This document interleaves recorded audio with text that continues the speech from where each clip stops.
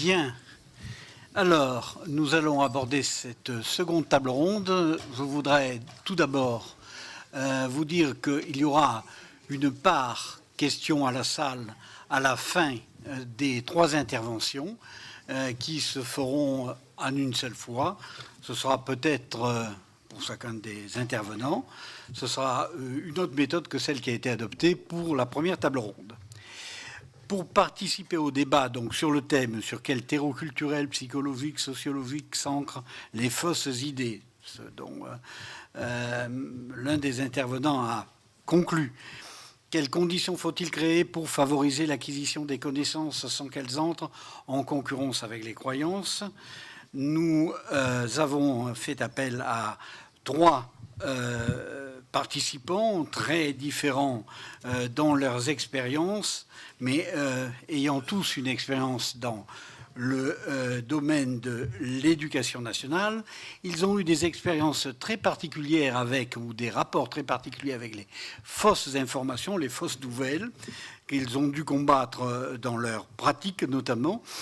Et ils vont réagir par rapport à justement cette diffusion des contre-vérités patentes pour lesquelles ils ont eu des expériences diverses. D'abord Catherine Louveau, sur ma droite, qui est sociologue, professeur émérite à l'Université de Paris-Sud, qui a une carrière ciblée sociologie du sport et une carrière tout à fait impressionnante depuis 1975. Elle est enseignante-chercheuse au laboratoire de sociologie du sport et à l'Institut national du sport et de l'éducation physique. Elle a été respectivement professeure dans des universités comme l'Université de Strasbourg, ce qui interroge toujours en matière de laïcité, me semble-t-il, enfin en tout cas, bon, à l'Université de Rouen et à l'Université de Paris-Sud. Vous êtes aussi membre du conseil scientifique et membre fondatrice de la Fédération de recherche, ainsi que président de l'Institut Émilie du Châtelet pour le développement et la diffusion des recherches sur femmes, sexe et genre, et vous avez été membre élu du Conseil national des universités. La problématique de la différence des sexes représente la thématique principale de vos activités de recherche. Parmi ces recherches, la construction de la masculinité et de la féminité dans les pratiques sportives, en particulier dans celles historiquement assignées à un sexe, les femmes, violences symboliques, attirent l'attention comme le test de féminité dans le sport, mesures, argumentaires, justifications, procès de virilisation.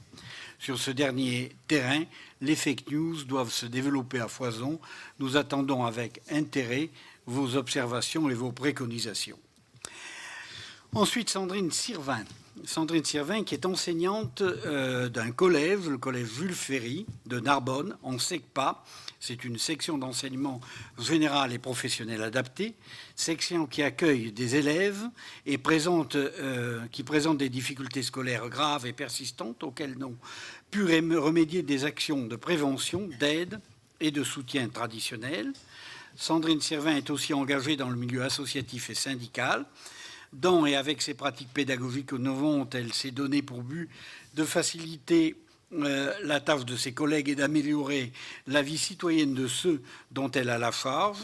Elle est très engagée à l'UNSA et dans de nombreuses associations locales laïques comme celle de défense de l'environnement. Elle est aussi l'auteur d'un album Jeunesse, ma liberté qui parle d'émancipation. Je n'ai pas noté toutes les publications dont Catherine Louveau est responsable, mais ce serait véritablement un peu déborder le cadre de cette table ronde. Elle a eu, alors pour ce qui concerne Sandrine Sirvin, elle a eu une affaire à un problème très grave au début de l'année, notamment la circulation d'une fausse information sur une tentative d'enlèvement d'une fillette de 11 ans à Narbonne. Et elle a construit toute une pédagogie dont elle vous parlera tout à l'heure. Et enfin, Charles Rambourou, qui est militant laïque, membre de la Commission nationale laïcité de la Ligue de l'enseignement, professeur, puis haut fonctionnaire. Charles Rambourou a été magistrat financier. Il est aujourd'hui membre du bureau national et responsable de la commission laïque de l'UFAL, l'Union des familles laïques. Depuis bon nombre d'années, il est spécialisé dans le droit de la laïcité, ce qui lui donne une autorité auprès de ceux qui défendent ce principe. Il a suivi de très près l'affaire Babilou, aux multiples rebondissements judiciaires, et sur ce sujet, il a formulé de très nombreuses réactions et articles poursuivant avec ténacité les idées fausses répandues très abondamment dans la presse à ce sujet. Alors, quelles vont être les règles de notre table ronde? Notre but dans celle-ci est de décrire parmi les pratiques de terrain dans le vaste secteur éducatif, scolaire, périscolaire ou universitaire, comment se construisent et comment évoluent les fausses idées, appelées génériquement par un anglicisme les fake news, qui parlent et avec quel support, d'où partent ces pseudo-informations, avec quelle autorité. Comment contribuer à combattre et stopper ce qui ressort de la crédulité ou de la croyance? Vos témoignages, en tout cas, et vos diagnostics permettront sans nul doute de suggérer les thérapies potentielles, parfois du vent en coup, qui demain réduiront ces phénomènes sociétaux peut-être au point d'être marginalisés. 20 minutes d'intervention pour chacun, au préalable, et ensuite débat 30 minutes avec la salle, et je ferai attention pour que chacun ne dépasse pas ce cadre. Voilà. Alors, Catherine, vous, est-ce que vous voulez commencer votre première intervention? Je veux bien commencer. Allez-y. Est-ce qu'on m'entend? Là, c'est bon? Voilà. Donc, je ne vais pas à proprement parler de fake news, de celles qui pourraient se diffuser, etc., dans le sport, mais de montrer d'essayer de montrer en quoi le sport est un terreau fertile à la propagande idéologique, en particulier sur les questions, on verra, propagande idéologique, parce que cette utilisation dans et par le monde du sport est totalement méconnue, sous-estimée, et pour tout dire, assez peu traitée, assez peu abordée. Alors, le sport est en effet un terreau fertile à ces propagandes, de plusieurs raisons. Et la première et la majeure, on va dire, c'est que le sport est donné comme universel, rassembleur, éducatif, socialisant. Il serait doté de toutes les vertus dans tous les discours, et ce, de manière totalement consensuelle au plan politique. Le sport est supposé rassembler la jeunesse, toute la jeunesse. Il est dit égalitaire, tous sur la ligne de départ, comme on le sait. Sur un terrain de sport, nous serions tous égaux, tous pareils, tous semblables, que le meilleur gagne, etc. Donc ce principe dit universel est répété à l'envi et il figure historiquement dans la charte olympique, donc la charte du Comité international olympique, de même que dans différentes fédérations internationales et nationales qui l'ont repris. Donc dans ces premiers articles, la charte indique « La pratique du sport est un droit de l'homme ». Et il est indiqué immédiatement derrière, droit donc qui doit être assuré sans aucune discrimination d'aucune sorte, donc notamment en raison de la race, le sexe, l'orientation sexuelle, la religion, etc., etc. Donc le sport est un droit de l'homme qui doit être exercé sans aucune discrimination possible. Alors en même temps, le sport est aussi annoncé, donné par principe, et dans les textes aussi, comme un espace de neutralité politique, religieuse, commerciale, etc. Article 51, 50 maintenant de la charte. Donc je prends l'article majeur. Aucune sorte de démonstration ou de propagande politique, religieuse ou raciale n'est autorisée dans un lieu, site ou autre emplacement olympique. Donc là aussi, article repris dans de nombreuses structures. Pourtant, le sport est un domaine assez majeur quand on regarde l'histoire, qui a été utilisé à des fins de propagande politique. L'exemple le plus connu, c'est évidemment Berlin 1936, mais c'est aussi la période de la guerre froide, où se jouait la grandeur des pays à travers les hit-parades des médailles. Bref, le sport est, comme il a toujours été et est encore aujourd'hui, une vitrine dont l'usage, la portée politique dure toujours. Sinon, on ne ferait pas tous ces hit-parades à la fin des Jeux olympiques et autres. Donc pour moi, il y a lieu, on parle de l'école, de l'université, de beaucoup des médias, ici aujourd'hui, il y a lieu, le sport n'est pas pris au sérieux sur ces questions. Or, il y a lieu de prendre très au sérieux ce qui s'y passe, sous couvert d'universel, justement, ce qui s'y propage, car le sport est omniprésent dans la vie de tous les Français, que ce soit comme pratique, a fortiori comme pratique privilégiée de l'éducation des enfants, et comme spectacle, médiatisé, donc au niveau planétaire. Donc le sport est une pratique sociale qui n'est pas mineure dans notre société. Alors qu'observe-t-on s'agissant de la laïcité dans le sport ? Qu'en est-il de la neutralité exigée? Alors au plan politique, où je vais parler, oui, laïcité entre autres, neutralité politique, de nombreuses situations ont donné lieu à des sanctions. Je ne vais pas pouvoir faire l'inventaire, mais on en a beaucoup. On retiendra par exemple les Black Panthers en 1968, qui ont été déchus de leurs titres, de leurs licences, impossibilité de pratiquer, etc. L'Afrique du Sud, comme pays, exclu pendant plusieurs années du Comité international olympique pour cause d'apartheid, Moscou 1980, etc. Je parlerai plus tard de Pékin. S'agissant du religieux, les liens entre religion et sport, je suis obligée d'admettre, connaissant bien mon champ, qu'au plan historique comme sociologique, on cherche les travaux de recherche sur sport et religion. Il n'y en a pratiquement pas. Quelques travaux sur l'UFOLEP, l'Union des clubs laïcs, etc. Mais en revanche, le lien sport et religion, oui, il y a beaucoup à dire. Alors en France, par exemple, depuis 2015, c'est pas par hasard, la France donc s'est posé la question de la radicalisation dans et via les terrains sportifs, de la présence de potentiels terroristes venant se former, s'entraîner. Cette question est traitée actuellement politiquement. Je veux dire par la mise en place donc d'instructions, de consignes, de surveillance, des fichiers S, de vigilance, de plans, de colloques, bref, tout un ensemble, d'une charte aussi au niveau de l'Île-de-France. Alors, je ne développe pas plus avant ce point parce qu'il y a un autre versant qui m'importe et qui est lié à la laïcité, bien évidemment, c'est celle de l'égalité femmes-hommes, car il demeure un point aveugle, je redis bien un point aveugle, des politiques et des responsables de tout niveau, c'est l'apparition des femmes voilées sur les terrains sportifs qui reste un impensé en tant qu'immixtion du religieux et du religieux politique dans le monde du sport. Un impensé, et un impensé très volontairement, ce n'est pas un véritable oubli, et bien dans un contexte évidemment du vivre ensemble évoqué tout à l'heure avec guillemets et de la non-discrimination. Le sport étant un droit pour tous, pourquoi irait-on penser, réfléchir sur ce qu'on peut observer? Alors ça se joue au plan international, cette question des femmes voilées. Alors sur ce point, je tiens évidemment à mentionner l'action de deux collègues, amis qui sont ici, démarrés au début des années 90. Annie Sugier, Linda Veil-Curiel sont là. Quand on observait aux Jeux de Barcelone que 35 pays ne présentaient pas de femmes.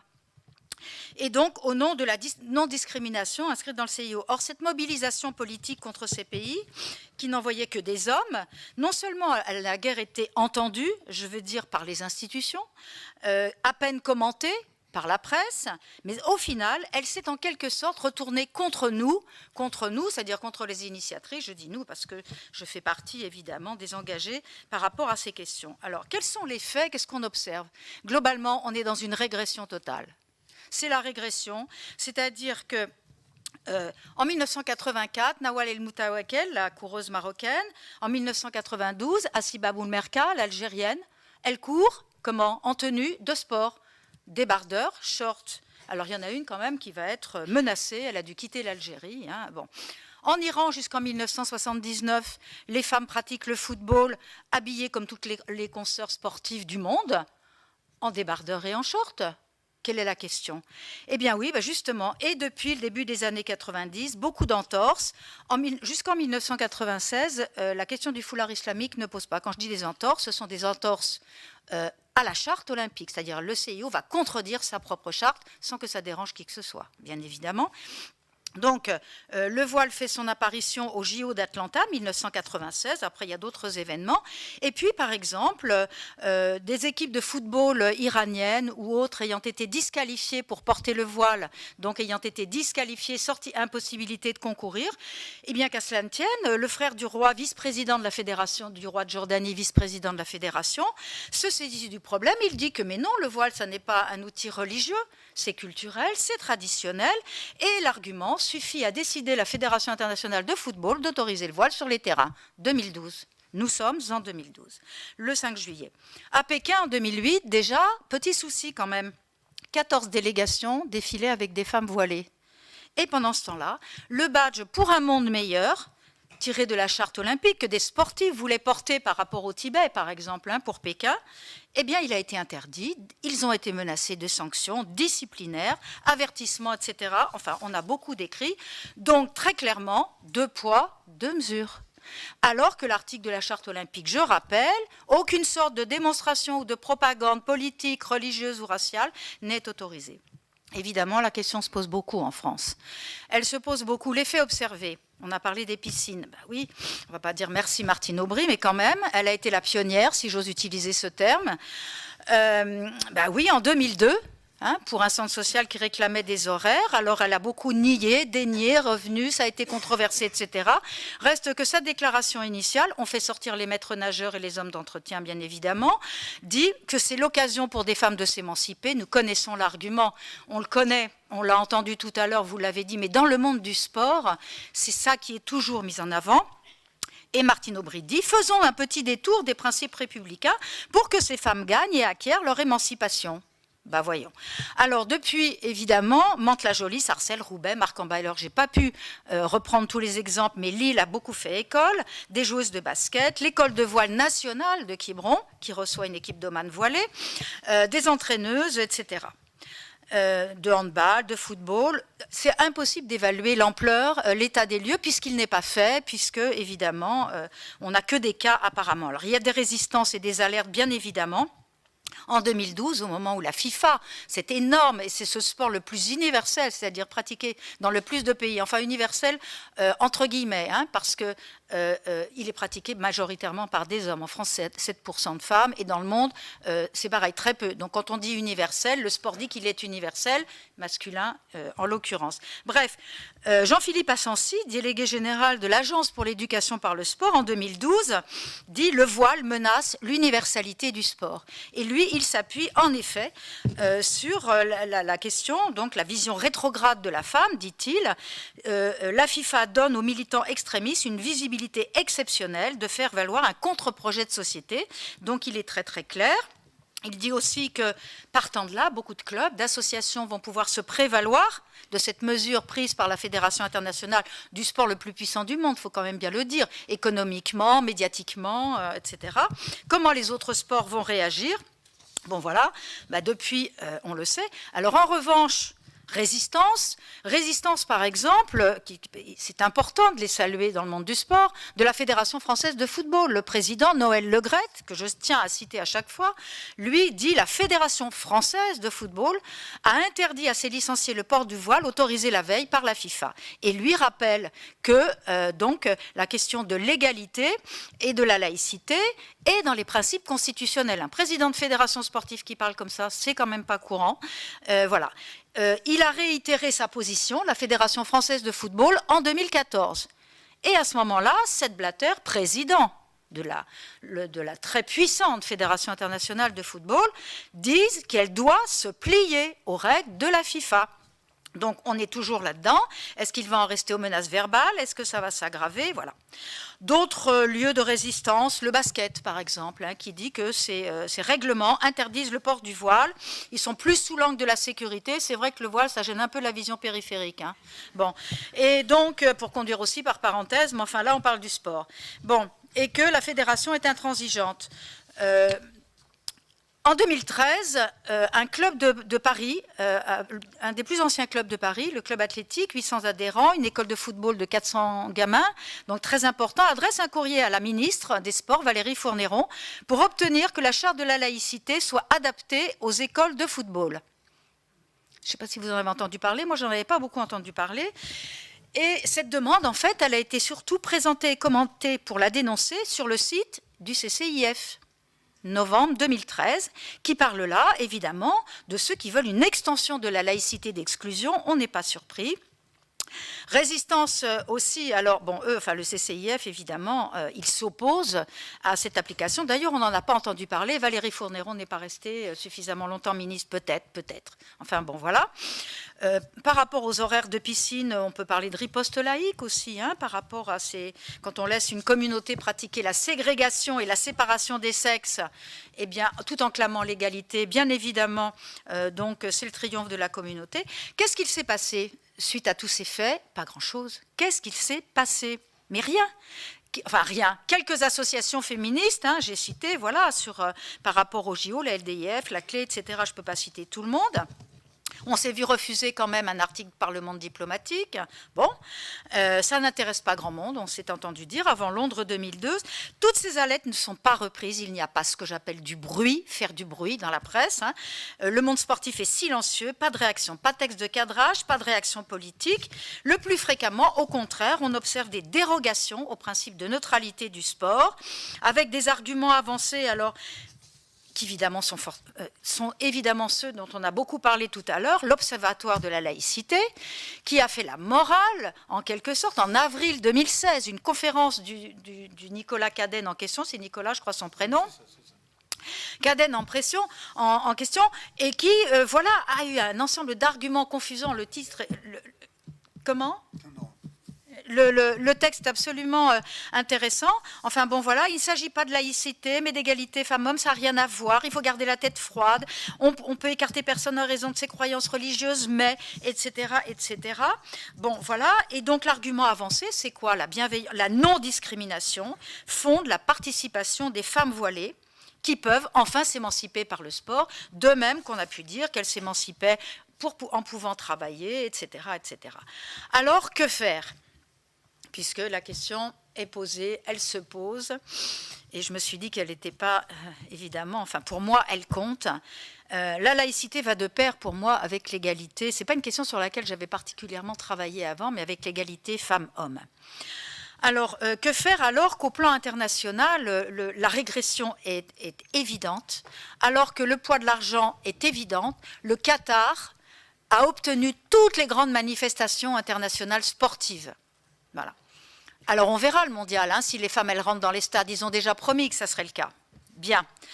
Est-ce qu'on peut obliger les institutions, et en particulier le CIO, à respecter sa charte? Alors ça me plairait bien quand même. Parce que, cette charte, elle est contradictoire, puisqu'aucune démonstration, on a dit, de signes de propagande religieuse n'est autorisée. Alors, moi je pense, mais peut-être que je me trompe au plan juridique, je montre notre amie avocate, depuis septembre 2018, donc le fameux comité d'experts de l'ONU dont on a parlé tout à l'heure, on sait que la France a été condamnée, avec guillemets bien évidemment, par ce fameux comité pour discrimination religieuse, c'est ça qui a été dit, par rapport à l'employé de la crèche Babylou. Eh bien alors très bien, justement, donc le voile est bien un attribut religieux, pas culturel ni traditionnel. Alors voilà la contradiction, ben ça il va falloir faire quelque chose. Voilà. Et donc, moi ça me... Voilà. La France, bon évidemment en France on voit bien que dans le vivre ensemble, enfin bref, tout ce qu'on a évoqué, évidemment ne pas accepter les femmes voilées, on est présenté par tout le monde comme rétrograde, pas que par ce comité de l'ONU. Voilà. Alors, il y a quand même actuellement des enjeux. Cette entraîneuse hein, qui prend en otage une de cette équipe de football actuellement en 2017 et on ne connaît pas l'issue,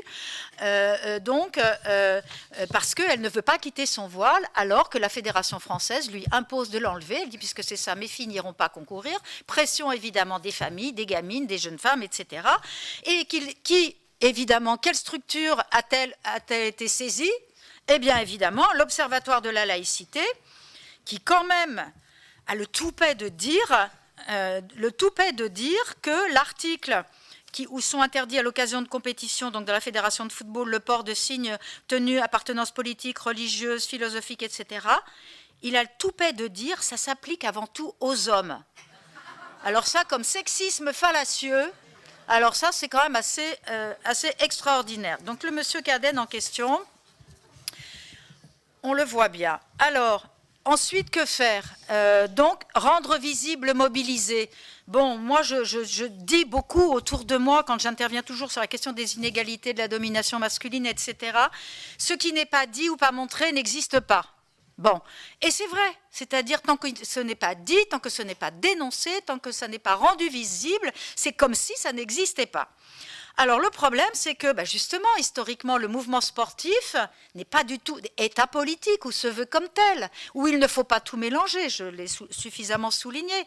Donc, pas de militantisme, et chez les sportives, aucun militantisme féminisme. Enfin bon, moi je suis engagée à divers titres dans ces questions-là, mais mobiliser des sportifs, c'est impossible.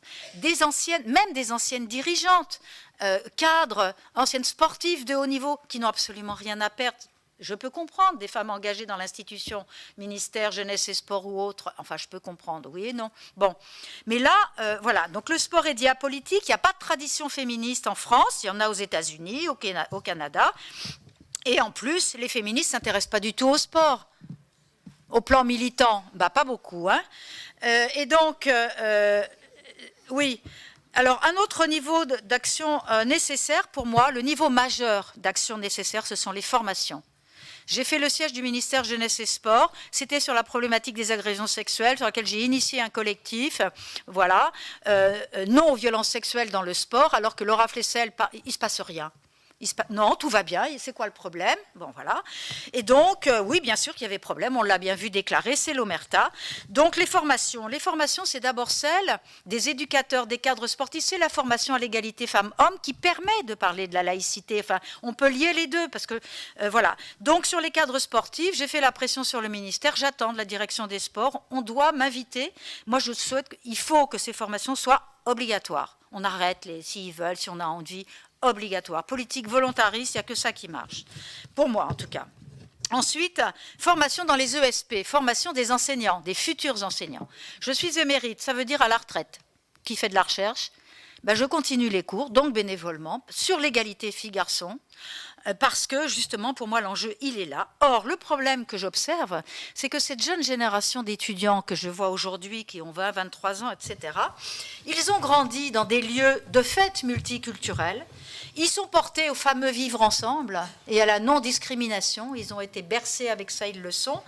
Et ça vient de plus en plus compliqué de leur faire entendre, de leur faire comprendre ces problématiques-là.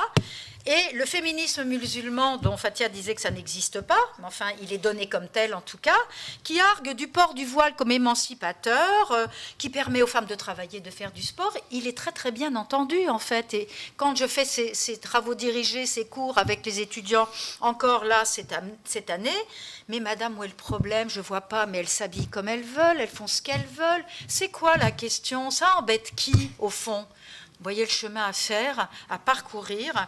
Et de même, les horaires séparés, mais il n'y a pas que dans les piscines. Et voilà, c'est-à-dire le fait d'être tranquille sans le regard des hommes. Voilà l'argument qui est devenu majeur. Beaucoup de femmes ont envie de ne pas être regardées, soit comme objet sexuel, soit jaugées sur est-ce qu'elles ont la bonne apparence, etc., etc. Donc, régression de la mixité. Paris 2024, qui parle de la question des femmes? Personne. La question, c'est les sportifs, les jeux, voilà. Donc, aucune institution, voilà. Donc, l'universel du sport est un faux-né, on a déjà parlé du faux-né tout à l'heure, est un faux-né d'une réelle universalité, a fortiori d'égalité. Donc, j'en ai fini, mais je vais dire que, à la fin de 2013, première année de mise en place de l'Observatoire de la laïcité, Jean-Louis Bianco avait conclu la France n'a pas de problème avec sa laïcité, un mail que j'avais reçu via une fédération, j'avais fait une réponse assez mordante. Je m'étais pris d'ailleurs, Michel Maffezoli m'avait répondu directement. Bon, c'est la famille des sociologues, mais je ne suis pas de la même que la sienne, hein, c'est le moins qu'on puisse dire. Et donc, moi je dis aujourd'hui, le sport a un problème avec sa laïcité. Alors, si vous me demandez si je suis optimiste, oui, voilà. Non. Non, je suis d'un grand pessimisme. Et ce qui m'inquiète beaucoup, c'est que beaucoup de mes collègues, de mes proches militantes disent on a perdu le combat en ce moment. Et ça, c'est ça qui m'inquiète. Mais ça rend combatif.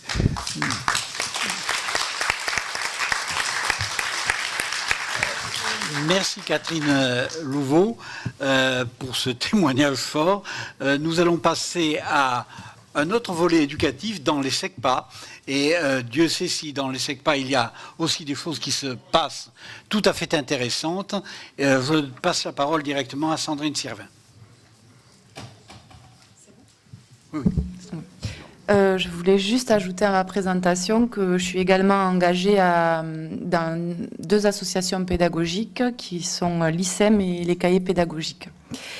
Donc je travaille en SECPA. Je suis professeure des écoles spécialisée. En France, on sépare les enfants en difficulté des autres, ce qui signifie au passage que le collège unique n'existe pas réellement. L'effectif est réduit, on accueille 16 élèves par classe. Les textes disent aux alentours de 16 élèves. Donc, mes élèves ont un sentiment de déclassement lorsqu'ils entrent en 6e, en SECPA. Alors, je passe beaucoup de temps à leur dire la vérité. Oui, vous êtes en difficulté. Nous sommes un petit effectif et on va combattre une à une vos difficultés. On va réussir si d'abord vous êtes engagés. L'acronyme SECPA est devenu l'insulte la plus répandue dans les cours de collège et de lycée. La honte de mes élèves ne vient pas de nulle part. Ils sont dans l'angle mort de la République. Et je le dis pour que ça prenne réalité. Dans notre système éducatif, leur difficulté est stigmatisante. Ils n'ont pas un parcours ordinaire de collégiens. Dans ce contexte, la SECPA concentre des enfants en grande difficulté. En ce sens, c'est un lieu, c'est un terreau où peuvent s'ancrer de fausses idées. J'ai des enfants à qui on ne demande jamais ce qu'ils en pensent à la maison. Ces enfants sont livrés à eux-mêmes. Beaucoup se nourrissent mal. Ceux qui ont besoin de soins n'en ont pas toujours ou rapidement. Ceux qui aimeraient faire du sport n'en font pas pour des raisons de coût. Les familles ne peuvent pas se payer à leurs enfants 150 € par an d'adhésion à un club, par exemple. C'est pourquoi, pour rebondir un petit peu sur le travail de Catherine, il y a certains enfants qu'on pousse à s'inscrire à l'UNSS. Et par l'UNSS, ça leur permet de faire du sport. Donc, quelles conditions créer pour favoriser l'acquisition de connaissances sans qu'elles n'entrent en concurrence avec les croyances ? Cette question, elle induit la place centrale de la pédagogie en classe. La pédagogie différenciée doit être utilisée pour s'adapter aux besoins des élèves et la pédagogie active et coopérative également. L'enseignant produit en amont toutes les conditions et permet aux élèves d'acquérir les savoirs et leur donner envie d'apprendre et de réussir. Ainsi, pour travailler les savoirs que je nomme outils, que sont la grammaire, l'orthographe, la conjugaison, le vocabulaire, sur lesquels les élèves de SECPA sont en difficulté, je m'appuie sur les savoirs que je nomme fondamentaux. Pour moi, c'est penser, communiquer et créer. L'oral est un appui important puisque mes élèves sont généralement plus à l'aise qu'à l'écrit. La pratique du débat, des discussions à visée philosophique et démocratique, les présentations de leurs travaux d'équipe, des bilans de ce qu'on apprend sont au cœur de ma pratique. Je propose souvent des expériences concrètes, proches de leur environnement. Je travaille à partir de leur réalité. Par exemple, j'ai travaillé sur les fake news à partir d'une rumeur qui s'était propagée dans notre ville. Donc pourquoi j'ai réalisé ce projet ? J'ai pu m'apercevoir que mes élèves sont sensibles aux fake news. Ces enfants ne débattent pas souvent à la maison, je l'ai dit, et ils n'aiguisent pas toujours leur esprit critique. Lorsqu'une rumeur circule dans le collège, mes élèves en sont friands, ils sont même joyeux d'avoir quelque chose à colporter, quelque chose de sensationnel. La rumeur est un facteur de socialisation pour eux. En cela, c'est une expérience excitante de la propager et même de la faire grossir. Le revers, au-delà de l'enracinement de l'ignorance, c'est la peur qu'elle génère ou le sentiment d'insécurité qu'elle peut provoquer. C'est pourquoi j'ai voulu travailler sur la rumeur, apporter des savoirs et des savoir-faire pour forger leur esprit critique. Donc l'idée, c'était d'attendre un fait divers local marquant. Et pour ça, nous avons été servis puisqu'il y a eu des tentatives, un article qui relatait de tentatives d'enlèvement d'enfants aux abords d'établissements scolaires dans ma ville, à Narbonne. Les élèves étaient choqués, ils étaient apeurés. On a d'abord travaillé sur les infos que chacun possédait. On a passé une séance à parler des tentatives d'enlèvement. Chaque enfant avait un cousin, un frère qui avait vu quelque chose d'important et de grave aux abords d'une école ou d'un collège de la ville. Notre propre collège était mentionné dans la presse. C'était important de les laisser parler de leurs peurs, de leurs doutes et des moyens qu'ils avaient eus pour se sécuriser.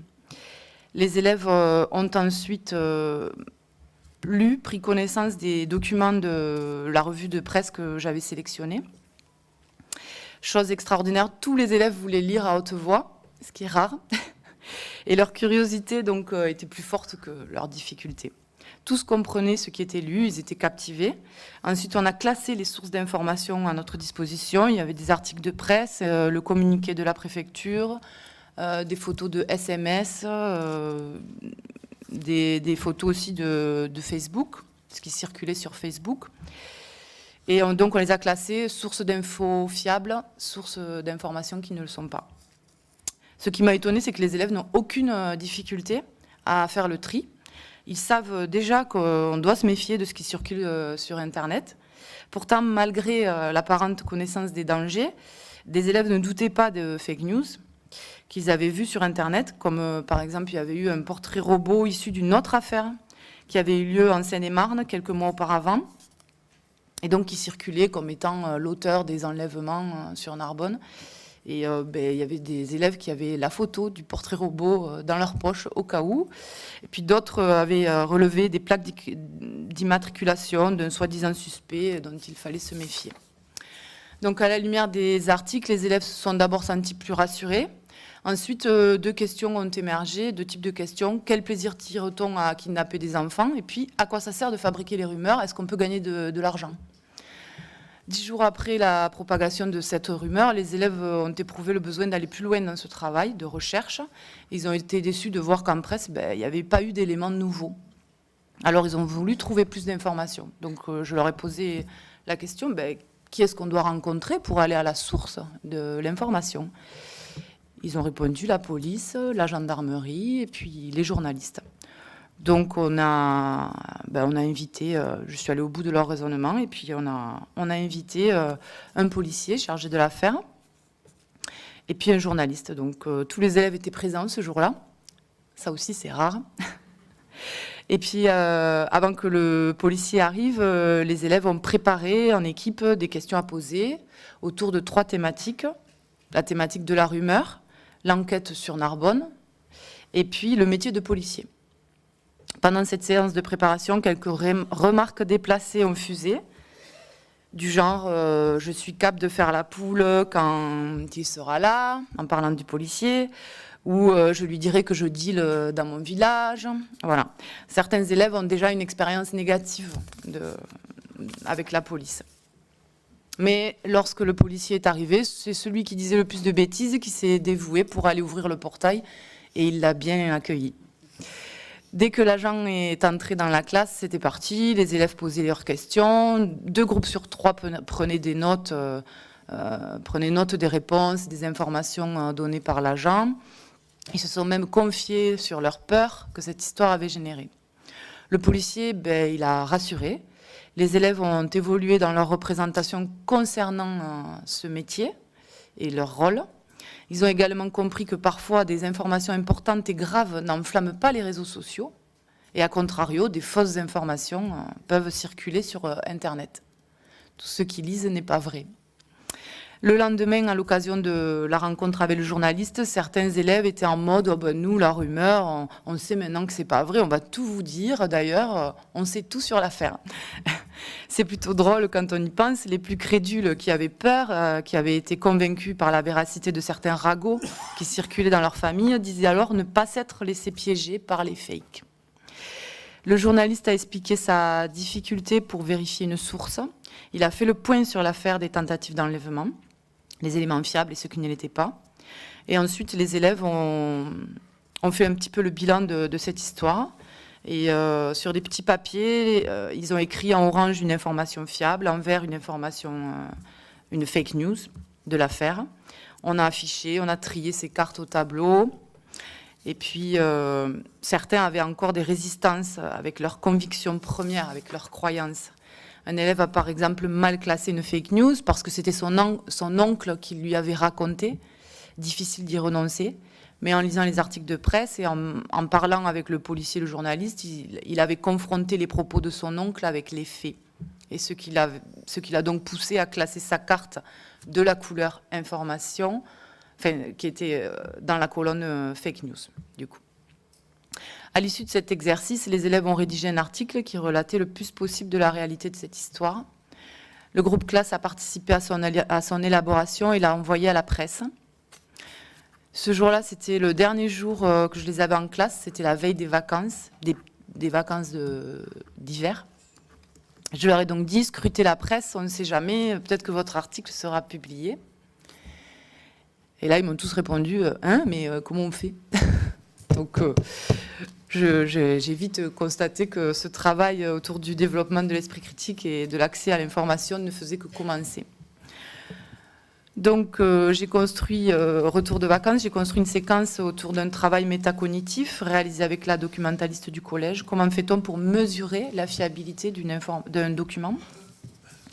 On s'est appuyé en séance 1 sur une BD qui s'appelle « Fred se méfie des fausses infos » pour apprendre à vérifier l'information. Et c'est une BD en accès libre sur le site Les Décodeurs du Monde.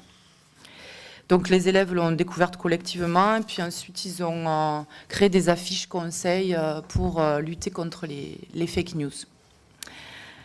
Parallèlement, ils ont aussi travaillé sur plusieurs articles et classé ces articles en fonction de leurs analyses, si c'était des fake news ou si c'était des informations. Donc, à l'issue de ce travail-là, il y a quand même des élèves qui, par exemple, dans les 3 documents que je leur avais donnés, avaient tout classé en fake news.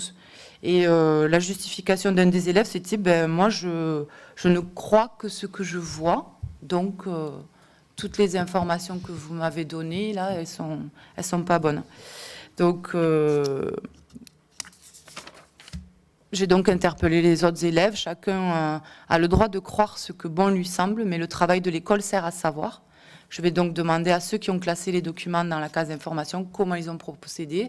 Puis à ce moment-là, ce sont les autres élèves qui ont justifié leur choix et qui ont expliqué et qui ont justifié pourquoi telle information était de l'ordre des faits et non des fake news. Donc, l'enjeu de ce travail est de les engager à douter et à cheminer pour changer d'avis ou pas. Ce mécanisme intellectuel doit se pratiquer le plus souvent possible pour qu'il s'ancre. Il doit permettre aux élèves de développer leur esprit critique. De même, il s'agit de discerner les croyances personnelles, libres et variables, aux connaissances communes et indispensables à tous, comme disait Jules Ferry. Ce qu'on appelle les fondamentaux, lire, écrire, compter, sont des préalables, mais leur acquisition ne garantit pas celle des objectifs de l'école que sont pensés, communiqués et créés. Les conditions nécessaires pour favoriser l'acquisition de connaissances sans concurrencer les croyances, il faut créer un climat de confiance en instaurant un cadre sécurisant pour penser et communiquer, en accueillant la parole des élèves sans juger, en laissant les enfants faire l'expérience du débat dans la paix, s'enrichir et se contredire. C'est ce qu'ils ont vécu lors de la rencontre avec le journaliste, le policier, tout au long de la séquence. Et pour finir, je rappellerai l'article 1er de la loi 1905 que vous connaissez bien et qui indique que la République assure la liberté de conscience. L'enjeu central de notre école doit participer à construire la liberté de conscience. J'ose penser qu'avec ce type de projet, j'y ai contribué. Je vous remercie. Merci Sandrine. Merci Sandrine Sirvin pour ce témoignage qui est extrêmement précis et qui pose question. Nous le verrons tout à l'heure. Je passe tout de suite la parole à Salah Rambou qui, lui, va nous conter une histoire extrêmement intéressante à propos de l'affaire Babylou. Certainement, vous en avez entendu parler, du moins dans ce public. Il est certain que ceux qui n'en ont pas entendu parler ne font pas les gens. Oui, bonjour. Je ne vais pas reprendre l'affaire Babylou dans le détail. Je voudrais simplement m'interroger avec vous sur la façon dont fonctionne la machine à fabriquer des idées fausses. Et là, c'est un cas un peu particulier, d'abord parce que ça nous sort des contextes sportifs ou scolaires qu'on vient d'évoquer. C'est un contexte qui est en fait plutôt juridico-politico-médiatique, mais ça nous permet de mettre l'accent sur quelque chose que j'avais identifié il y a très très longtemps avec mes élèves, c'est comment, en réalité, ce que j'avais appris comme jeune étudiant à la Sorbonne sur la théorie de l'information qui est très à la mode dans les années 70, se trouvait complètement inversé. La théorie de l'information nous dit l'information d'un événement, c'est l'inverse de sa probabilité. Par exemple, si je jette 2 fois une pièce de monnaie, je suis très informé, je suis surpris si je tombe 2 fois sur pile ou 2 fois sur face. Voilà. C'est exactement l'inverse qui se produit. Parce que, tout simplement, dans la presse et dans les réseaux sociaux, plus un événement correspond à ce que je suis persuadé idéologiquement de voir se produire, plus cette information est pour moi importante, plus elle a de valeur, et plus je suis prêt à payer d'ailleurs. Si je suis raciste, par exemple, j'aime bien que les médias révèlent les actes de violence commis par des personnes racisées. Vous voyez, je parle très bien l'intersectionnel. En un mot, l'information est pour moi celle qui étaye mon idéologie, celle qui me permet, et c'est tout ce qui fonctionne dans le traitement de Babilou, de prendre mes désirs pour des réalités. Alors, voyons les faits.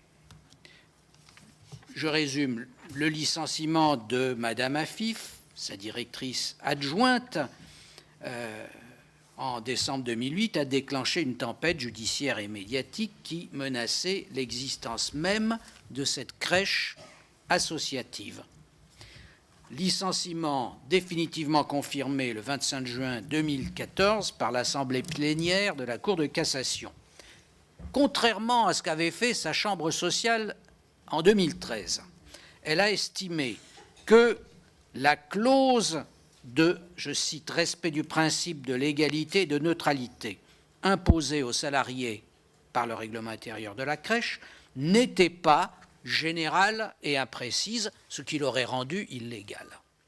En effet, la Cour a vérifié que tous se trouvaient en contact avec les enfants et leurs parents. Donc, cette restriction était bien justifiée par, je cite le Code du travail, la nature de la tâche à accomplir, c'est-à-dire l'éducation des jeunes enfants sous-entendus. Petite parenthèse, il s'agissait bien d'analyser si une restriction à la liberté de religion pouvait être permise, car le port du voile, et je réponds à l'interpellation de Viviane Nouveau, est pour tous les juges français et bien sûr internationaux, est un signe religieux. Il n'y a pas de discussion là-dessus. Et en revanche, ils écoutent les femmes qui disent « je le fais volontairement », etc. Donc la question n'est pas de savoir si c'est un signe religieux, la question est de savoir si c'est permis ou autorisé sans porter atteinte à la liberté de religion. Alors voilà, effectivement, le faire passer pour un signe traditionnel ou ethnique, c'est une sottise juridique. Fermons la parenthèse.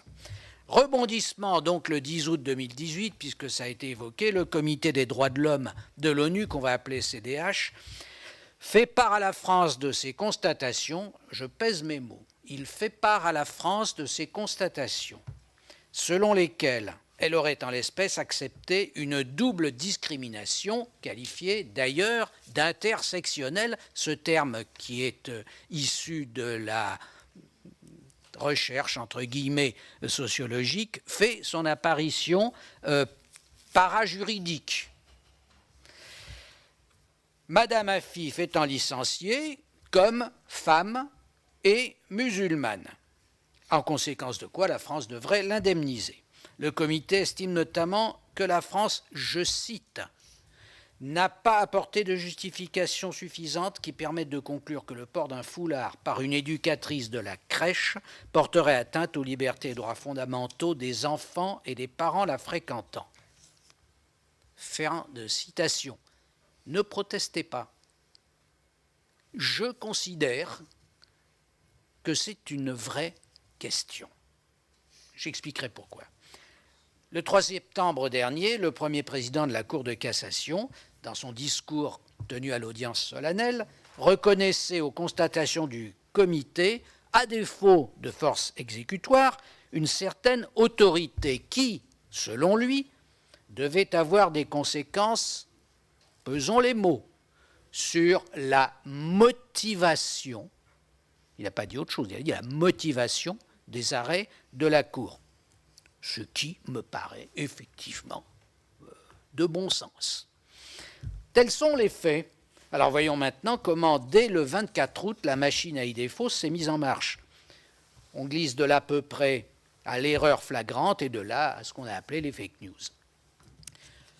Et le système de fabrication des idées fausses, en l'espèce, c'est prendre mes désirs pour des réalités.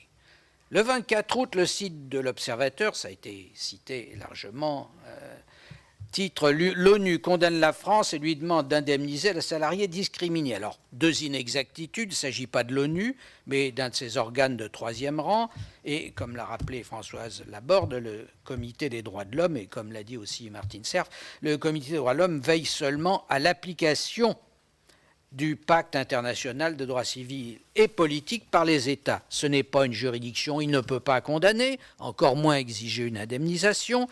Ces constatations, dixit le premier président de la Cour des comptes, n'ont aucune force contraignante. Voilà. Donc ça fait quand même beaucoup de sottises dans un seul titre. La Fédération nationale de la libre pensée, qui aime donner des leçons de droit à la France entière, a donc commis une grossière erreur en se réjouissant dans un communiqué du 27 août, je cite, d'une condamnation de la France. Deuxième inexactitude, la plus fréquente, et quand on raconte l'histoire, il faut veiller à ne pas la commettre nous-mêmes. Madame Afif aurait été licenciée pour port du voile. Non. C'est pour refus de respecter le règlement intérieur de la crèche, de déférer aux consignes de ses supérieurs, qui lui demandait, après sa mise à pied, de ne plus paraître, ce qui est normal, et provocation d'une altercation dans l'établissement. C'est-à-dire c'est une insubordination tout à fait classique en droit du travail qui rend impossible la poursuite de la relation contractuelle. Ce raccourci, licencié pour port du voile, et cette approximation suggèrent en eux-mêmes la discrimination religieuse et raciale. Troisième point, Madame Afif aurait été discriminée et, je cite le CDH, stigmatisée, très à la mode. Là, à part le vivre ensemble, il faut aussi parler de la stigmatisation, qui est encore une de ces tartes à la crème. Alors, la Cour de cassation, or le débat, de la Cour de cassation concernait seulement la légalité du règlement intérieur que l'intéressé avait, personne d'ailleurs ne le conteste, y compris ses défenseurs, avaient refusé de respecter. Simplement, ces défenseurs disent « Ah, mais ce règlement intérieur n'était pas légal, il était attentatoire, etc. » Mais il s'agissait que du règlement intérieur et pas de Madame Afif. Car la cassation ne peut, c'est un principe de l'organisation juridique, porter que sur les moyens de droit qui ont été soulevés par le juge d'appel. La légalité, la qualification des faits, etc. ne peut pas revenir sur le fond. Mais, alors, supposons qu'on reprenne l'affaire au fond. Rêvons un peu. On relèverait alors là c'est le comble, une monstrueuse erreur de fait, car en réalité, Madame Afif, si on fait porter le débat sur elle, a été exceptionnellement bien traitée par la crèche depuis son embauche. Encouragée et soutenue dans son effort de formation, elle a réussi les diplômes nécessaires pour devenir directrice adjointe et a été embauchée sur place. Les discriminations dont elle a fait l'objet sont réelles, mais c'est ce qu'on appelle des discriminations positives. Eh oui, dans le cas de Madame Afif. Cinquième remarque, le principe de laïcité et de neutralité ne concerne que les services publics. Je cite un communiqué de la CGT, mais vous trouverez les mêmes propos de la part de FO. Et alors, je n'ai pas vu encore la CFDT, mais en 2013, je me souviens qu'elle s'était vraiment répandue sur ce thème. Autrement dit, la laïcité serait un monopole d'État, Alors c'est une triple erreur. Premièrement, historique, les organismes laïcs qui sont connus et reconnus depuis plus de 150 ans. Alors, l'Union des familles laïques dont je fais partie, mais au même titre que les associations familiales catholiques, participent officiellement, c'est l'ordonnance du 3 mai 1945, à la représentation des familles auprès des pouvoirs publics. Et jamais personne ne nous a dit « mais il est interdit d'être laïque ». Non. On est laïque comme d'autres sont catholiques, protestants, je crois qu'il y a des musulmans même. Deuxièmement, c'est une erreur politique. La défense et la promotion de la laïcité dans la société civile, par l'engagement des citoyens, c'est la condition indispensable pour faire vivre le principe juridique dans la République. Troisièmement, il y a une erreur juridique, alors elle est double. Premièrement, en droit français, les établissements d'enseignement privés laïques sont reconnus par la loi de Bray que vous appréciez tous, je n'en doute pas. Bien. Et oui, le caractère propre de l'école alsacienne, c'est d'être laïque. C'est comme ça. Puis il y a d'autres établissements laïques qui soient hors contrat ou sous contrat. Deuxièmement, en droit international, c'est une décision, il y a 2 décisions de la Cour de justice de l'Union européenne de 14 mars 2017, un organisme privé peut afficher une politique de neutralité vis-à-vis de sa clientèle, à condition que ça soit spécifié dans son règlement intérieur.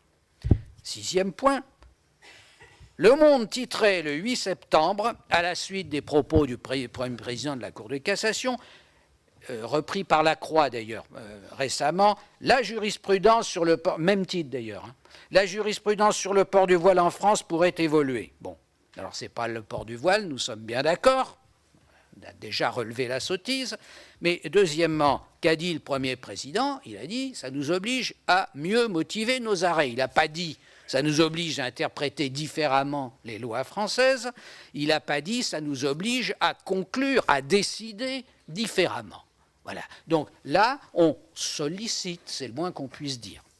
Septièmement, et là je vais faire quelques jolies citations, Babilou aurait été, je cite, une entreprise qui pratiquait la discrimination en raison de la religion.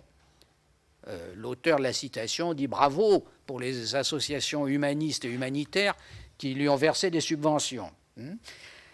Et les soutiens de Babilou auraient été les promoteurs, je cite encore, d'une campagne xénophobe contre les musulmans où présupposait-elle, alors, je cite toujours, que la laïcité n'avait rien à voir avec cette affaire.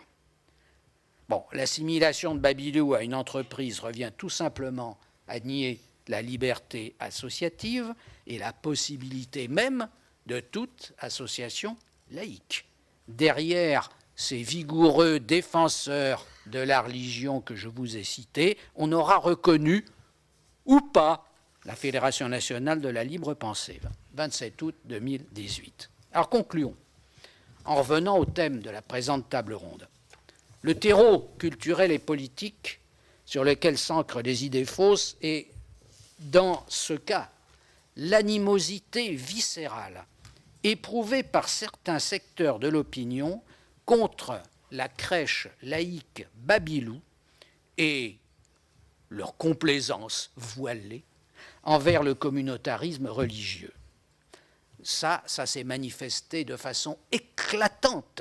En 2013, je me souviens d'un certain nombre d'articles, notamment il y a un juriste qui s'appelle Volmark, c'est le label communautariste maintenant qui a sévi dans la Croix, pour expliquer que c'était péché de penser que des associations pouvaient être laïques. Les a priori idéologiques déforment toute réalité, et donc derrière chaque fait, ces gens-là s'escriment à retrouver ce qu'ils pensent eux-mêmes. Alors, quelles sont les conditions à créer, puisque c'est l'autre aspect de la question. Pour combattre ces approximations ou erreurs à sens unique, c'est de se demander préalablement qui parle et d'où il ou elle parle. Et alors là, quand on se souvient que le Comité des droits de l'homme de l'ONU avait condamné la loi du 15 mars 2004 réglementant l'expression des signes religieux par les élèves des écoles publiques, on est déjà affranchi, si je puis dire. Et puis, il ne faut pas se contenter de ce qu'on en dit, bien sûr. Ça vient d'être rappelé dans la presse. Mais j'ajoute une chose. Cela serait-il favorable à nos idées? Car nous devons faire attention à nos propres stéréotypes. Parmi les abominations du communautarisme musulman, il se trouve qu'un certain nombre de sites d'extrême droite, Riposte laïque par exemple, et d'autres font circuler des bruits absolument insensés que j'ai vu malheureusement certains laïcs reprendre et diffuser. Par exemple, il y a quelques années, c'était les croix vertes seraient interdites dans les pharmacies à la demande d'associations musulmanes. Bon, voilà. Mais oui, mais nous devons nous blinder. Au moment où Riposte laïque a commencé à basculer dans la fachosphère, un certain nombre de laïcs ont été sincèrement surpris, n'ont pas suivi les choses et ont continué à relayer les coups de gueule, n'est-ce pas, de cet organe, dont les fondateurs, vous pouvez les écouter, se font écouter régulièrement sur Radio Courtoisie. Autrement dit, là encore, distance et raison critique. Je vous remercie.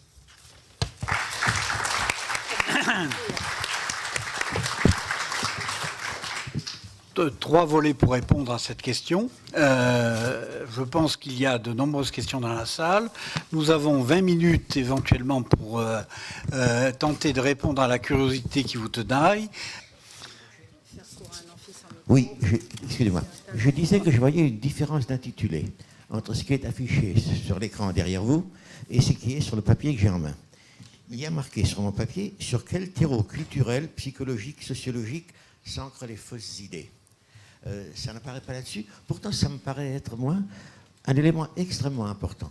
Je pense que le terreau psychologique, sociologique et tout ce que vous voulez a un nom bien simple actuellement en France. Ça s'appelle les réseaux sociaux. Or, les réseaux sociaux, excusez-moi de dire encore une grossièreté, mais je pense que certains devraient être tout simplement interdits. Parce que sur ce genre de réseaux sociaux, on multiplie par des millions de pouces levés ou de choses comme ça, des idées parfois totalement inacceptables. Alors ça, c'est la première chose que je voulais dire. Maintenant, la deuxième chose, je vois aussi l'acquisition des connaissances. Quelles conditions faut-il créer pour favoriser l'acquisition des connaissances sans qu'elles entrent en concurrence avec les croyances? Excusez-moi, là, à mon avis, c'est une définition un peu longue de l'oxymore, parce que les connaissances, par définition, ne sont pas des croyances. Je voudrais bien qu'on réfléchisse là-dessus et qu'on me réponde si éventuellement vous pensez que ma question vaut une réponse. Merci. Un deuxième intervenant, s'il peut se nommer avant de poser sa question. Madame.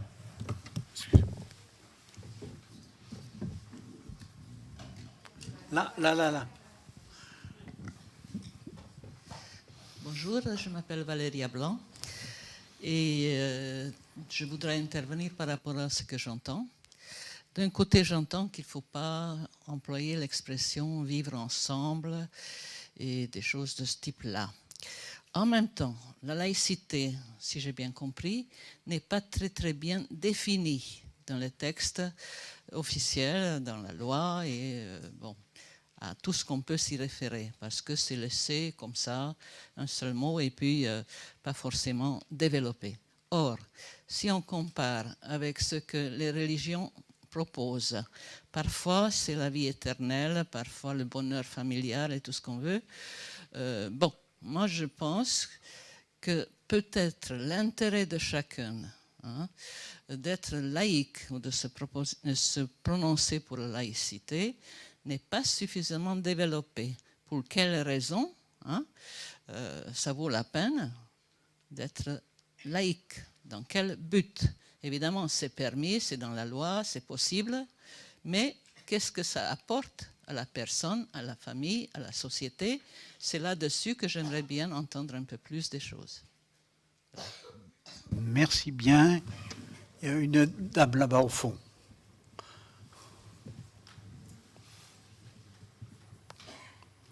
Non, une dame, enfin bon. Alors, passez à ce monsieur, puisque... Oui. Mais n'hésitez pas, n'hésitez pas.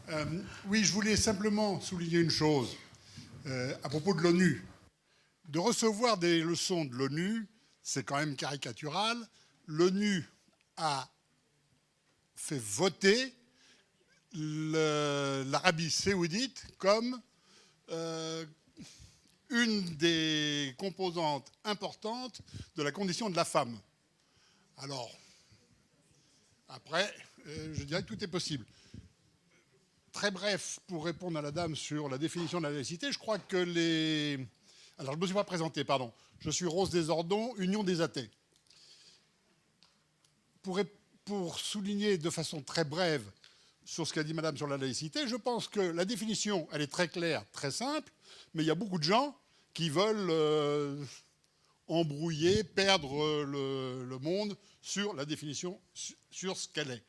Voilà. Véronique Roy, je représente le collectif des Familles Unies. On combat sur... on témoigne notamment sur des vécus de radicalisation religieuse. Et par rapport au sujet sur l'acquisition des connaissances et la circulation des informations, oui, il y a des fake news. Oui, monsieur qui parlait tout à l'heure, sur Internet, il y a des choses qui devraient être interdites. Peut-être, on ne peut pas interdire les réseaux sociaux, mais notamment, effectivement, l'idéologie salafiste qui est en libre accès, oui. Les librairies salafistes, oui, il faut légiférer là-dessus. Juste pour vous dire que dans l'acquisition des connaissances, on se repose sur l'histoire. Et aujourd'hui, dans un livre d'histoire, manuel de 5e, chez Hatier, ce livre est toujours en circulation, je ne sais pas si vous le savez. Dans le chapitre sur l'Empire arabo-musulman, il y a tout un chapitre qui explique ce que l'islam dans l'histoire, etc., les piliers, et le djihad armé. Et on cite donc un passage du Coran. J'ai saisi donc au passage l'Observatoire de la laïcité, la Mivilude, qui ne voit pas de mal à ça. Il est dit, c'est écrit, que tout combattant aura une récompense plus grande par rapport à ceux qui restent dans leur foyer. Il aura l'indulgence et le pardon. Et il est écrit dans le vocabulaire en dessous, le djihad, les actions pour renforcer la foi musulmane. C'est donc aussi la guerre menée contre les non-musulmans. Ce livre circule en 5e. Bon, moi, je m'en offusque parce que je ne dis pas que c'est comme ça que mon fils s'est radicalisé, est parti et mort en Syrie. Il n'empêche que sortir ce livre à un moment où on parle de prévention de la radicalisation violente, au moment où il y a eu des attentats, c'est de la poudre. C'est de la poudre. On peut parler de l'histoire de l'islam, il s'agit bien d'un livre d'histoire, sans avoir à citer ce genre de passage que certains vont dire oui, c'est contextualisé, machin, etc. Pensez-vous vraiment qu'un prof d'histoire qui ne connaît pas l'islam ou un gamin de 5e qui pourrait être influencé par d'autres copains dans la cour de récréation, parce que c'est comme ça que se passe la radicalisation, c'est pas sur Internet, c'est quelqu'un qui vous en parle et qui vous chope. L'idéologie, elle rentre en vous. Je dis ça, c'est dangereux. Bien. Sur ce dernier point, simplement, il y a une faiblesse de l'État, et notamment de l'inspection générale de l'éducation nationale. Et quand on dit faiblesse, c'est vraiment pour employer un terme neutre. Qui veut répondre donc oui. Oui, je voulais juste dire un petit mot sur cette question connaissance-croyance versus croyance. Les connaissances sont établies, voilà. Donc elles ne sont pas que le produit de l'histoire, elles sont aussi le produit de travaux de recherche, enfin de travaux scientifiques par exemple, hein, bref. Et donc de travaux de recherche. Eh bien, moi, j'ai affaire à des étudiants de 22 ans, 23 ans, Master 1, ils vont passer des CAPES, hein, bon, voilà, au bout de l'année. Et donc, quand ils me disent que les connaissances que je leur apporte par rapport aux pratiques des femmes, des hommes, les enquêtes théorisées, les analyses théorisées, etc., donc bref, ce qui se fait normalement, ils me disent « mais ça, madame, ce sont vos opinions ». C'est-à-dire que les connaissances sociologiques sont des opinions. Bien sûr, les sciences sociales ne sont pas des sciences pour la majorité des gens. Merci beaucoup à beaucoup. Donc, évidemment, on n'est pas entendu comme produisant des connaissances. Alors évidemment, elles ne sont pas rectifiables, réfutables, etc., etc. Ou je vois dans une thèse, par exemple un jour, une thèse, j'ai failli refuser d'aller au jury, dans laquelle la mixité était une idéologie. une thèse de 3e cycle. Alors ça craint quand même un petit peu quelque part. Je ne sais pas si c'est... Enfin, le prof qui l'a encadré n'est pas du tout suspect, mais enfin, voilà, il y a quand même des soucis de ce genre. Ou quand on voit qu'un État entier peut enlever des chapitres, supprimer des connaissances sur les théories de l'évolution ou autres, bon voilà, le créationnisme progresse à vitesse grand V, quoi. Voilà. Donc, effectivement, ça va dans le sens de l'exemple que Madame vient de donner, c'est-à-dire beaucoup de choses peuvent passer dans les manuels scolaires, etc., et que la différence entre des connaissances et des croyances, pour beaucoup, ne sont pas du tout faites. Alors où est-ce que ça doit se dire? Où est-ce qu'on doit le faire savoir, le faire comprendre, le diffuser? Voilà, c'est compliqué, je ne sais pas. Voilà. Ah oui, l'éducation, bah oui, c'est ce qu'on fait. Mais... Oui, sur 3 points là. D'abord, l'ONU. Ben voilà, alors, excusez-moi, cher ami, mais là, c'est l'exemple même de ce que je disais. Ne soyons pas nous-mêmes victimes de nos a priori idéologiques. Beaucoup de laïcs sincères ont réagi en disant quoi, l'ONU qui a élu l'Arabie Saoudite à la tête de on ne savait plus trop quoi d'ailleurs en 2015 se permet de nous donner des leçons. Non, tout ça c'est faux.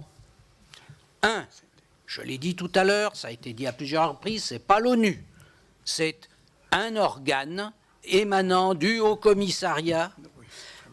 Donc ce que j'ai appelé un organe de 3e ligne, c'est le Comité des droits de l'homme. L'Arabie Saoudite, elle n'est pas impliquée.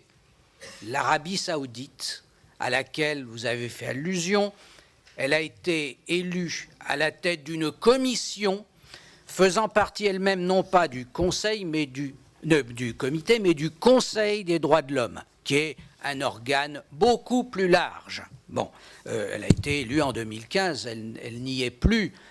Effectivement, beaucoup de protestations se sont faites entendre, surtout que depuis 1980, il existe une charte des droits de l'homme musulman. Ben oui, c'est quand même spécial. Et c'est à ça qu'il faut réfléchir. Voilà. Donc, ne confondons pas le Conseil et le Comité des droits de l'homme, qui est un comité de 18 experts indépendants, qui est d'ailleurs présidé aujourd'hui par un Israélien. Bien. Deuxième remarque, oui, être laïque, je suis d'accord, il nous appartient, c'est ce que j'ai en tête quand je dis que nous avons à bien comprendre ce qui est en cause derrière Babylou. Pourquoi cette haine? Pourquoi tant de haine? Je vous renvoie à un article qui va être repris par d'autres sites que j'ai publié sur ufal.org qui donne des pistes juridiques pour s'arracher à ce cercle infernal, on tourne en rond, qui existe actuellement. Notamment, et moi je pense très sincèrement que dire qu'on ne peut pas porter de voile quand on encadre des jeunes enfants, c'est trop court. Même si moi je le pense, c'est trop court. Et pour justifier cela, il faut aller plus loin. Et dans le cas de Babylou, il y avait moyen d'aller plus loin. Parce que de deux choses l'une, où vous avez une structure publique, ou chargée de mission de service public, et là, laïcité. À ce moment-là, pas de voile. Deuxièmement, vous êtes dans une structure privée. Qu'est-ce que vous faites? Ben, vous examinez quel est l'objet de cette structure. Et quand c'est une association, il faut rajouter un élément dont personne n'a parlé dans le débat, c'est la liberté associative, qui est une liberté fondamentale, qui est garantie par tous les textes qu'on nous cite. La liberté de s'associer pour autre chose que le partage des bénéfices. Ça peut être effectivement pour un objectif social. Et bon, c'était pas spécifié dans l'objet social de Babylou, mais il y avait effectivement cet objectif laïque, cet objectif de neutralité, cet objectif d'émancipation des idéologies. Et par conséquent, et l'autre piste, évidemment, c'était la définition même, là je vous en ai donné quelques éléments, de la laïcité, qui n'est pas une chose réservée à l'État, c'est-à-dire il y a une manière d'être laïque qui correspond véritablement à une vision plus large, plus ouverte de la société, de l'organisation sociale, mais qui s'applique dans la société civile, pas dans les organes de l'État. Mais si on cessait d'être républicain dans la société civile, je peux vous garantir que la République, elle vivrait pas longtemps. Si l'on cessait d'être laïque et militant dans la société civile, eh ben, c'est ce qu'on constate aujourd'hui. Le principe de laïcité, il est de plus en plus mis en cause. Enfin, dernier point, la question des réseaux sociaux. Bon, on ne peut pas les interdire. Pourquoi? Je crois qu'il faut bien comprendre que les réseaux sociaux, ça fait partie de ce qu'on appelle la société civile. Et autant la sphère publique, qui est réglée par le principe de laïcité, est restreinte, c'est une sphère, elle a un rayon, autant tout le reste, c'est la société civile. Il n'y a pas le principe de laïcité, il y a les libertés fondamentales et le respect des droits et libertés d'autrui. Et là-dessus, il faut bien comprendre que cet espace de la société civile, les réseaux sociaux en sont un exemple, ils ne cessent de s'élargir. Donc ce n'est pas la peine de courir après les interdictions, il ne nous attendra pas. L'important, c'est d'y faire régner les libertés fondamentales. Oui, bonjour, Maurice Basquin, je suis adhérent d'Égal. J'ai 2 points à aborder, si c'est possible. Le premier concerne les fake news. Alors effectivement, il y en a pléthore. On ne peut pas imaginer de répondre à toutes et je pense que ce n'est pas un objectif raisonnable. Par contre, j'ai entendu quelque chose qui m'a beaucoup plu concernant l'éducation des enfants et même des adultes à la détection des fake news et à comment faire du fact-checking. J'ai entendu parler d'une BD sur le site des Décodeurs du Monde. Je vais m'y précipiter et puis je vais en profiter pour la diffuser sur les réseaux sociaux que j'aime beaucoup, notamment Twitter. Plus ce sera lu, mieux ce sera, enfin en fonction de la qualité. Votre question, s'il vous plaît. Alors, la question, je dirais, ça concerne, je dirais, la nature des fake news. Il y en a de plusieurs niveaux. Et je dirais que ce n'est pas un phénomène récent. Pour moi, la mère des fake news, c'est tout de même la parole des prophètes. Et je pense qu'il vaut mieux passer un peu de temps, y compris sur les réseaux sociaux, et je le fais, pour dénoncer ces fake news-là, plutôt que de passer un temps infini à traiter des micro-fake news. Le deuxième point, qui sera rapide, concerne le Sénat. Tout à l'heure, une intervenante disait que la société était relativement laïcisée, mais que ce n'était pas vraiment le cas des élus. Qu'il y avait plus de réticence au niveau des élus pour prendre en main le sujet de la laïcité. Et je pense que c'est absolument objectivement vrai. Et la même disait que le problème des sénateurs, c'est que c'était les élus des élus. Il n'y a pas très longtemps, j'ai entendu une idée qui m'a paru intéressante. Maintenant, il faut y réfléchir. C'est de faire en sorte que les sénateurs soient tirés au sort. Je pense qu'on se rapprocherait beaucoup à ce moment-là de la vision de la laïcité par la population. D'accord. Merci, madame. Madame. Et ensuite, monsieur. Merci beaucoup, monsieur. Oui, je suis Bernice Dubois et je suis présidente d'honneur de la coordination française pour le lobby européen des femmes. Comme vous avez parlé à plusieurs reprises, heureusement d'ailleurs, de l'éducation des enfants, moi, la chose qui me trouble depuis le début des années 60, quand mes enfants ont été à l'école au lycée Montaigne, dans le 6e arrondissement de Paris, donc ce n'est pas une banlieue, ce n'est pas un bled, voilà.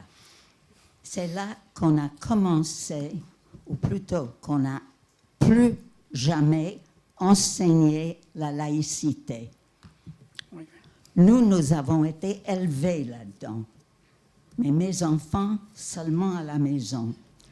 Par ailleurs, on l'a changé pour y mettre le fait religieux.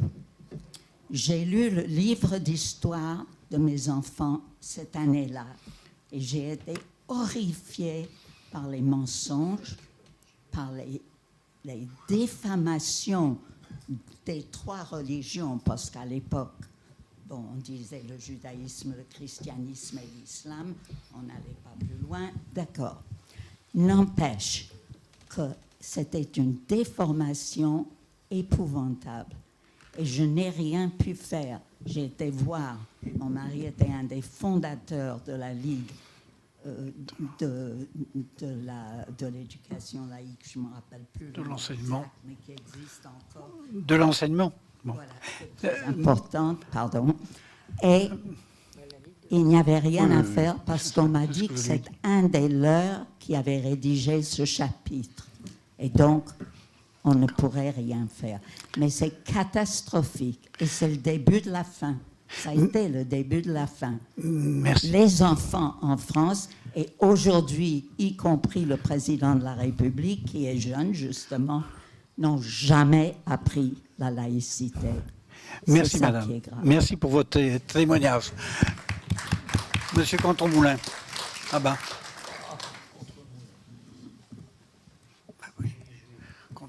C'est une statue. Bonjour, je m'appelle Gérard Contremoulin. Je voudrais émettre un souhait, faire un constat et souhaiter quelque chose. Le constat, c'est que, en fait, nous sommes en train parfois de parler d'idéologie, mais finalement, l'idéologie, ce n'est pas un gros mot, hein. C'est même fondamental pour le développement des idées, en tout cas des progressions des réflexions. Et je crois qu'aujourd'hui, qu'est-ce que l'on fait? On constate un certain nombre de choses, on dit, on fait des observations, mais il y a un vrai constat à faire, c'était mon constat, c'est que nous sommes absents du débat d'idées. Nous nous sommes laissés voler notre présence, je parle des laïcs, sur le champ du débat des idées. Alors, un petit mot, parce que aussi, j'ai entendu vitupérer les réseaux sociaux. Moi, je pratique ça depuis 9 ans. J'anime un blog, j'ai une page Facebook, j'ai un groupe. Et je veux dire que traiter des sujets comme le nôtre ce matin, comme les nôtres ce matin, ce n'est pas une chose nouvelle, je le fais. Et ce qui est intéressant, c'est de voir comment les débats se déroulent à partir d'un certain nombre d'informations qui sont lancées. Et alors, mon souhait, alors que le camp des laïcs, et laïcs, bien entendu, est pour le moins divisé, nous ne savons pas travailler ensemble. Nous ne savons pas mettre en avant des thèmes d'action. Nous ne savons pas déterminer une stratégie. Et dans le débat d'idées, comme l'a d'ailleurs signalé Juliette Grange dans son bouquin, cette stratégie me semble indispensable. Alors mon souhait, peut-être, ou ma proposition, qui pourrait sortir d'un colloque comme celui-ci, c'est comment les laïcs qui interviennent dans le champ des réseaux sociaux pourraient définir une stratégie de combat. Bien.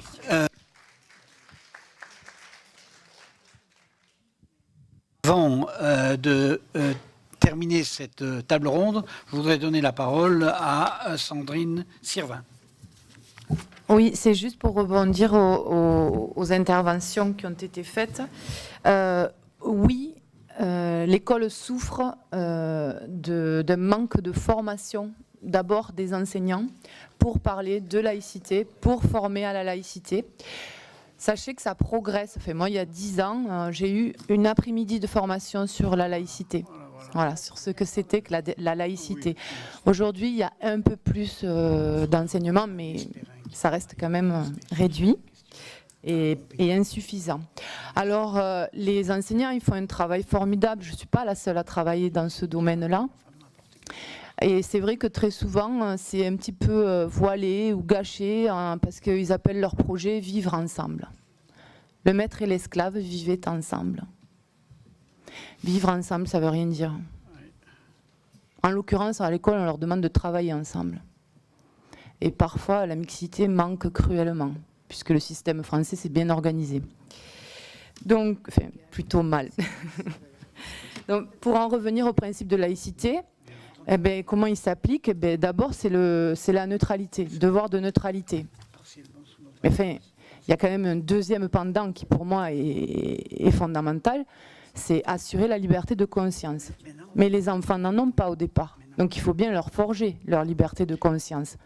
Il faut que plus tard, ils aient le choix, qu'ils se construisent leur échelle de valeurs, leur manière de penser, et que cette clé-là de leur conscience, soit ils se la gardent, soit ils la donnent à un Dieu, mais en fait qu'ils aient le choix.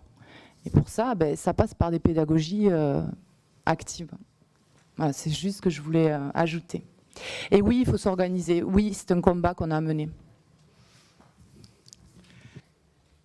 Merci Sandrine Sirvin.